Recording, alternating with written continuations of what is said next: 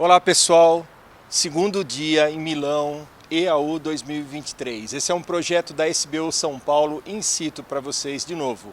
E hoje eu estou aqui com um grande amigo nosso, professor Alex Zlotta. Professor Zlotta, ele é da Universidade de Toronto, uro-oncologista que trabalha no Princess Margaret e o Mount Sinai Hospital. It's a pleasure to be you here, Alex. Muy obrigado, siempre con mucho placer, pero pienso que esta vez hablaremos en inglés para presentaciones. Okay, perfect. The first topic that I would like to ask Dr. Zlotta is about the blue light cystoscopy. You made one presentation yesterday about this. What do you think about this kind of technology? So I think blue light has been mainly used for transurethral resection and has been shown consistently in many studies to decrease the recurrence rate because you pick up more tumors, although it has been very inconsistent in terms of reducing the progression rate. And so very often, blue light is supposed to pick up some of the lesions that could be in keeping with carcinoma in situ. And therefore potentially would have an impact on progression. This never ever was really demonstrated. And yesterday I showed a little bit more sobering data from a randomized study published in New England Evidence. And this was a study in England where they randomized white light versus blue light. And actually there was absolutely no difference, not even in recurrence rate, nothing, no difference whatsoever. So I personally and many groups use narrowband imaging in our clinics. We use very often blue light. And I do think that certainly whenever you have a doubt and you really want to make sure that you pick up everything, it's a good technology.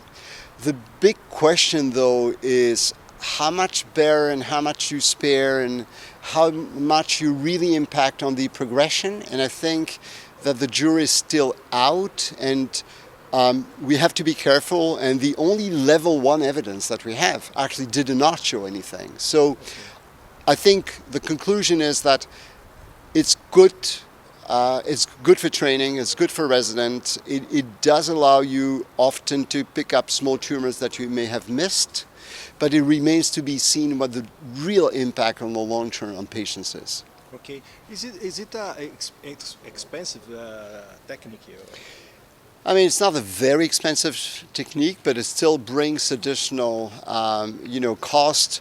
You still have to instill 1 hour prior to the procedure. You need to have extra nurses doing it. And so it's absolutely not impossible, but needs to be refined in terms of management in each of the departments. Okay. Other topic that you are working today is about the artificial intelligence. Can you speak for us about this? Yeah, I mean, everyone talks about artificial intelligence. Everyone even talks about, the ChatGPT. So whenever you want to write a text now, you just give a keywords and then you have the entire text. So the dream would be that you ask artificial intelligence to solve all the problems that we have in neurology and medicine. However, it's easier said than done. For instance, today there was a whole session about prostate MRI, new techniques, artificial intelligence helping. And the problem was that every time the validation arms were not as good as the first study. And so you have to be a little bit careful. I do personally think that artificial intelligence will definitely make a giant leap for medicine in general. For instance, one of our superstar residents, Jeff Kong, will be presenting a study where we use artificial intelligence as a nomogram to predict when you operate a patient based on the number of biopsies and different specifics, the presence of unilateral, bilateral extracapsular extension. And we did that on close to 5,000 cases combining Toronto, Paris, and Brussels. And we had 2 validation cohorts, so that was really important. And what we showed was that artificial intelligence nowadays is able to outperform classical nomograms that we all use. And so is it a huge improvement? No, it's probably more a baby step, but it shows that if you have good courts to start, good validation, and very robust technology, artificial intelligence is here to stay, And as much as we use it every day, when you use Siri, when you Google, it's going to be part of the management in medicine in the years. Okay. Alex, thank you very much for your participation. It's a pleasure to meet you here. Como sempre. And I hope to see you soon in Brazil. In Brazil. Oh, it's a very friend for us in Brazil too.